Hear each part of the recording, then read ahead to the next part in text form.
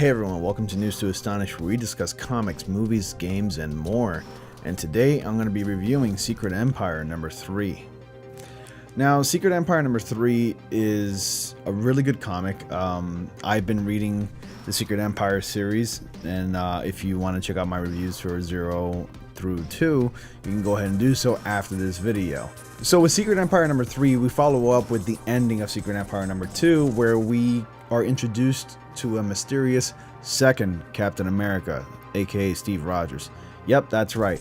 Now, despite that there is a second Steve Rogers, it has been confirmed that the Steve Rogers we know as Cap Hydra or Captain Hydra or anything like that is in fact the real Steve Rogers. Now, this probably has confused a lot of people and a lot of readers out there, but I'm actually curious myself as to who this second Captain America Steve Rogers is. My thoughts that he's probably some form of Ultimate Captain America. Now, this review is going to be sort of brief. It's not going to contain any spoilers whatsoever. So I'm going to try to keep it brief as much as possible. So in the Secret Empire storylines, as you may have figured out if you've been reading the series, is that there are multiple storylines.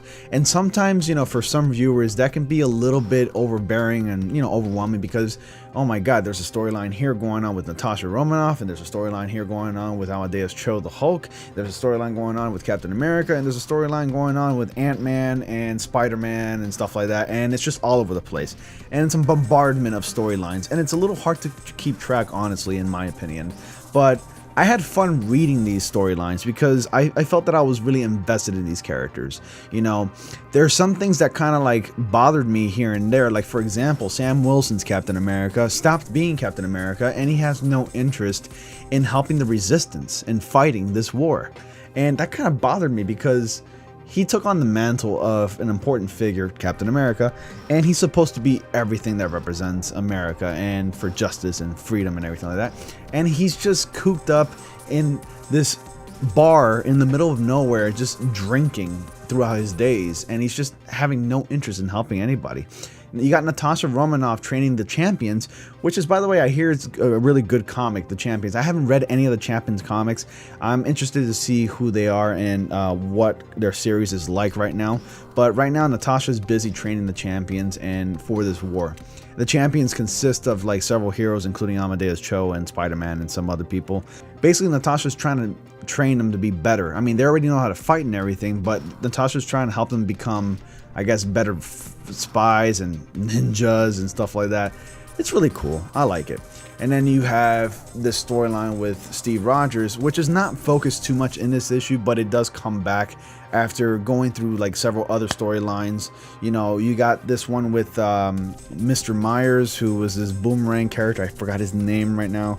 But as it turns out, he held up some sort of secret meeting with Natasha Romanoff and Maria Hill. At the end, he paid a prize by having a certain particular anti-hero pay him a visit. I'm not gonna spoil it for who it is, but when you find out, you're gonna be like, because I was like, oh my god, this is awesome, we're getting this guy in here. But other than that, I had a lot of fun with this issue. I mean, yes, there are multiple storylines, and yes, it can be a little convoluted, but they are intriguing because we get really invested in these characters on a personal level. This particular issue does lack the action that some of the other ones have, but remember that there are several storylines to follow, and there's just a lot to catch up on and read up on. And it's really cool because you get to really get on a personal level. And let's talk about the artwork. The artwork is just gorgeous in this comic book. My god, I gotta give it to Andrea Sorrentino. She did a fantastic work in drawing the characters. They have this realistic appearance to them. You have these steady close-up, detailed close-up shots of the characters, and it almost like represents like some sort of realism. Like the details on like the face of the characters, it's just astounding. I loved it. I loved the level of detail and artwork and the coloring that went into drawing these characters. And it's right up there with like the current lineup of DC Universe, because DC Universe Rebirth has a lot of vibrant colors in their comics, and I'm really loving what Marvel's doing with their comic books. We get a lot of panels that have dark shading and shadows and rich vibrant colors, and some that are saturated and some that are not saturated. So we get a whole plethora of different types of colors and of different types of saturations and vibrancies and stuff like that. And it's amazing. And it's totally distinguishable from any other crossover that I've read from Marvel Comics. And Secret Empire is definitely making a name for itself by having these characters and these colors drawn like this. And I really enjoyed it overall.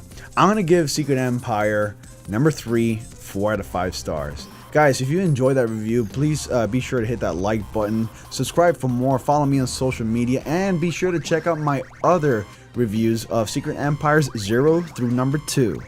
Thank you for watching, guys, and as always, I will see you all in the next comic panel.